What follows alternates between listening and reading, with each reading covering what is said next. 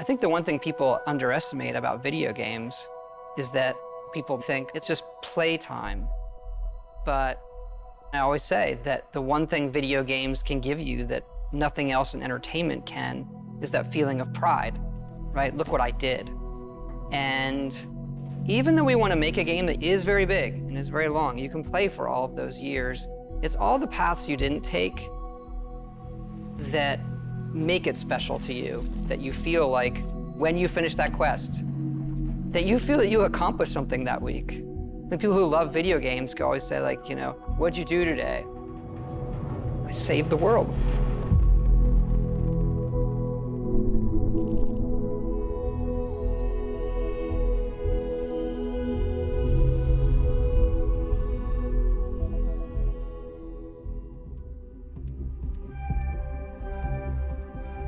We've been incredibly lucky to work with such a tight group of people for so long. Like, we're all friends. It's like a second family in a way. We all sort of know or get what a Bethesda game is.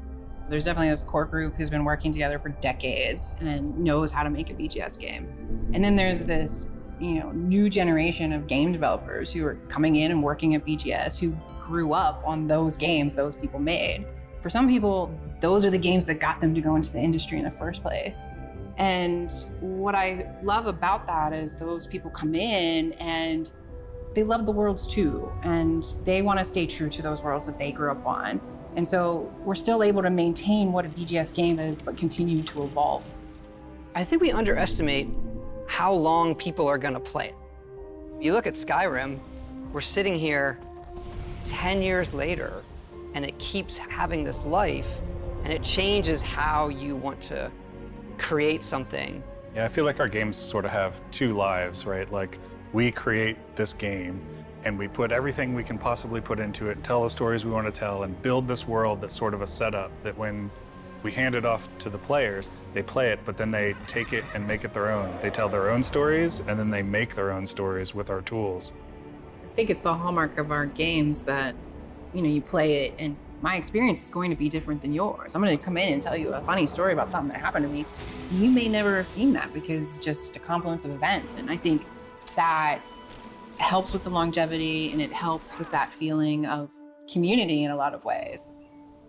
It is a world that you get transported to that you can really make your own. And that's where, for me, the magic is, to do it for 2 decades and close to that for so much of our group. There's a big trust there that we know how we solve certain things together. We were doing Morrowind and looking at what we might do after that and beyond that. And we had a list of what are the other types of worlds we want to go to.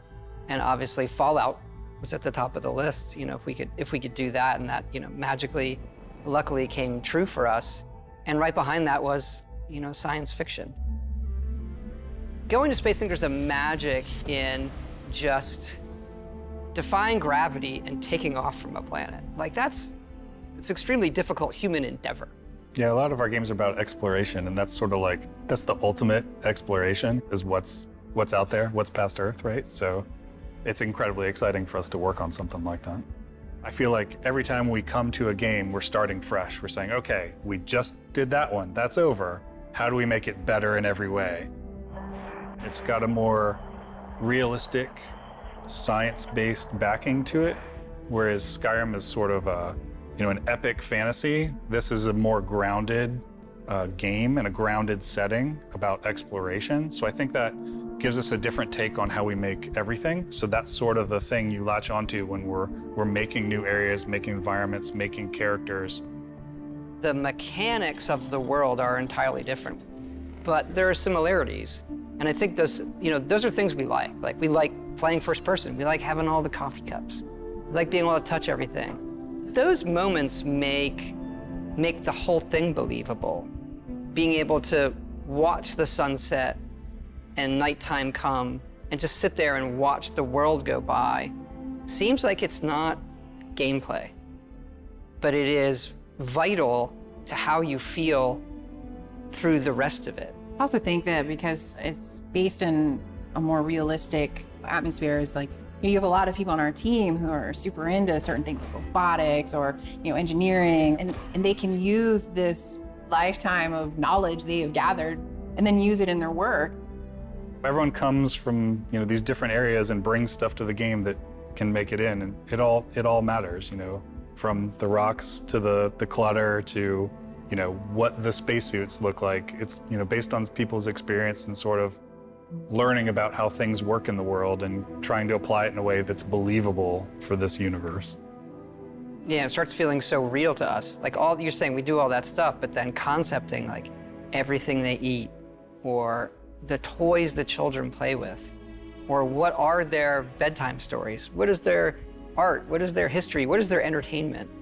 It is a universe, not just a game. There has to be an emotional trigger that occurs. And I think as time has gone on, we're able to paint an even better picture that triggers that emotional thing.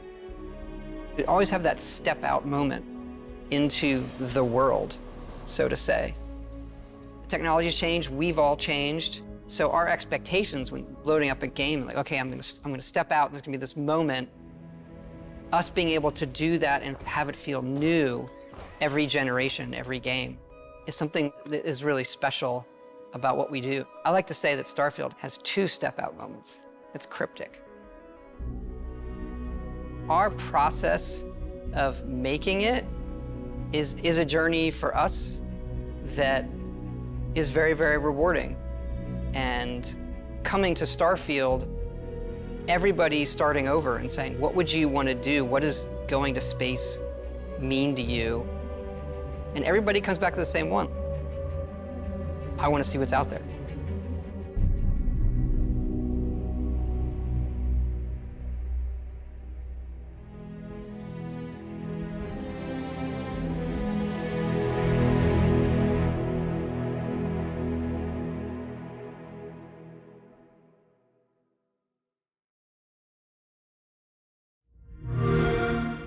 Play it day one with Xbox Game Pass.